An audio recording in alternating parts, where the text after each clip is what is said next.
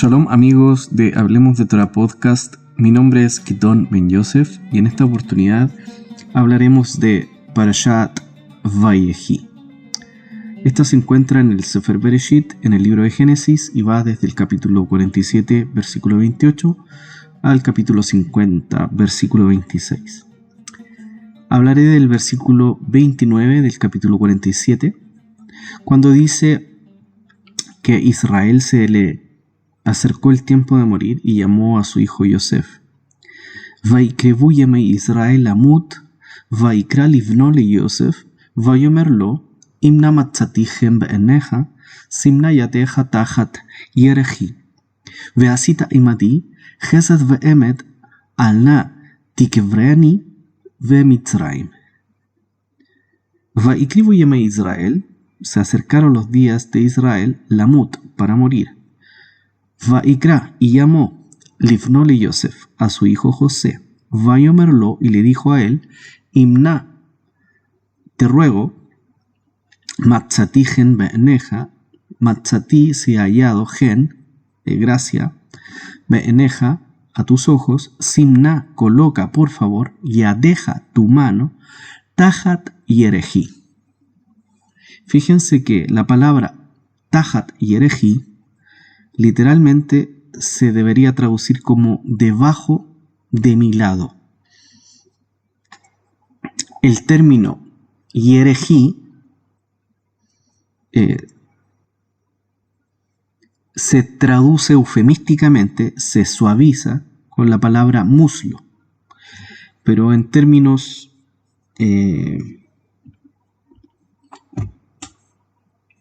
contextuales está hablando del aparato reproductor masculino. Si nos fijamos en el libro de Shemot, capítulo 1, verso 5, que lo veremos en la siguiente parashá, esta es la última parashá del libro Bereshit, dice, Vayehi kol nefesh, y fueron todas las almas, Yotzei Yerech, que salieron del lado Yaakov, Yotzei Yerech Yaakov, que salieron de los lomos de Yaakov. Esa es la traducción literal del texto de la Torá del rabino Daniel Ben Itzhak. Es interesante entonces que la Torá utilice el término Yarej, lado, para referirse al muslo y al lomo. Fíjense que nuestro padre Abraham, en el capítulo 24, verso 2, utiliza la misma expresión. De hecho, Rashi en el comentario dice que esto lo aprendió Jacob de nuestro padre Abraham. Él juramenta al Damaseno, a su siervo, lo juramenta en el nombre del Eterno, ¿cierto?, de colocar su mano bajo su muslo, y utiliza la misma expresión, Simna, coloca por favor, yadeja tu mano, tajat, bajo, yereji, mis lados. Yerej, ya dijimos, significa literalmente lado. Y esto lo podemos ver en el Sefer Vaikra, en el capítulo 1 del libro de Levítico, verso 11, cuando dice, lo degollará al lado norte del altar, delante del Eterno, ¿cierto? Veshahat, Otó, lo degollará a él, al Yerej, sobre el lado, Hamizbeach Tzafoná, al lado norte del altar. Tzafoná es norte.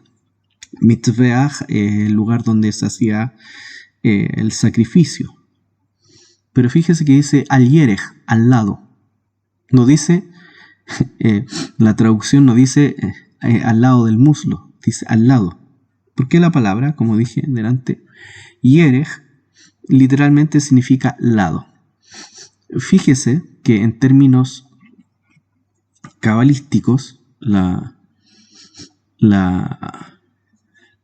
árbol de la vida nos dice que tiene tres pilares. El pilar derecho, que está relacionado con la misericordia, con el atributo de Gesed. El lado izquierdo, que está relacionado con el rigor, el atributo de Gevurah. Y el lado central, que tiene relación con Yesod, con el fundamento. Eso está en el centro. Al lado del centro está Hesed, misericordia, y Geburah. Esos son los muslos del árbol de la vida. Por lo tanto, el fundamento viene siendo el aparato reproductor masculino. Entonces, cuando los rabinos hablan en términos espirituales de Yesod, están hablando tanto del aparato reproductor femenino como del masculino principalmente. El aparato femenino es Kli, una vasija. ¿Ya? Mire, el libro de Bemidbar, para que lo entienda, cuando habla de la ley de la Sotá, la ley que juramentaba a la mujer, a decir delante del Cohen y delante del Eterno que no había sido infiel, ¿cierto? Bebiendo este brebaje que eran aguas amargas, aguas de Mará, que eran las aguas con las que se lavaban las partes íntimas los sacerdotes, y que escribían con tinta, ¿cierto? Y la colocaban dentro de esta agua y hacían beber a la mujer esta agua para justamente ocurriera algo terrible, Venafelá y Ereja, que se le cayera a su lado, que eufemísticamente dice el texto en español, que se le cayera a su muslo, ¿cierto? Si la mujer juramentaba diciendo que no había sido infiel, sin embargo había sido hallado que estaba mintiendo, su vientre, su matriz, se le caía. Su yeso, su fundamento. Fíjese que el fundamento está relacionado con la identidad, con la descendencia. Por lo tanto, esta costumbre que tenían nuestros patriarcas, nuestros padres, de colocar la mano bajo su muslo y juramentar en su descendencia, tenía relación con preservar la identidad, es decir, preservar las promesas que el Eterno había hecho y las bendiciones que estaban dadas para él y para la descendencia, para los hijos, ¿cierto? Mire lo que dice la Torá respecto de José, de Yosef. En el capítulo 39, verso 7 del libro de Génesis, vemos que la mujer de Potifar, la esposa de Potifar, el amo de Yosef Atzadik, como lo llama el Talmud, José el justo, lo deseó sexualmente a José. Sin embargo, José la rechazó por temor a dos cosas: a pecar delante del Eterno, ¿cierto? Y a ser infiel en la casa de su propio amo, porque el propósito mayor que tenía Yosef era guardar los bienes de Potifar. Entre ellos estaba la mujer. Entonces la rechaza. Y este rechazo conllevó a que él fuera llevado a la cárcel injustamente, pero a la vez provocó que la justicia de José fuera alta, porque preservó la semilla, la guardó, ¿cierto? Y esto provocó también que posteriormente José fuese elevado a una altura como administrador de los bienes de Faraón en todo Egipto, en todo Mitzrayim. Y eso es lo que dice relación con respecto al árbol de la vida y con respecto a Yesod, al fundamento, y con respecto a la economía del hombre. Si el hombre derrama la semilla en vano, el onanismo, que se le llama en la escritura, ¿cierto?, la masturbación en términos literales, el hombre está perdiendo la semilla, está perdiendo la economía, la está botando. Si la mujer, ¿cierto?, impurifica su vasija con quien no es su esposo, su marido, la mujer está provocando una maldición sobre la descendencia. Entonces este motivo, esta costumbre que tenían los patriarcas de juramentar, era, en términos coloquiales, para peces gordos. O sea, Abraham, estamos hablando de Abraham, estamos hablando de Gidón, estamos hablando de Abraham. Yo sé lo que es perder un matrimonio por no saber cuidar el Yesod. Cuando usted mira el árbol de la vida y estos tres pilares, que es el pilar derecho, el izquierdo y el central que hace la restricción, nos está mostrando en la vida de nuestro amado Mashiach Yeshua, sus méritos no alcancen. En el momento de la crucifixión en el Gólgota, a dos hombres pecadores, uno al lado derecho y otro al lado izquierdo. Yeshua está haciendo una restricción.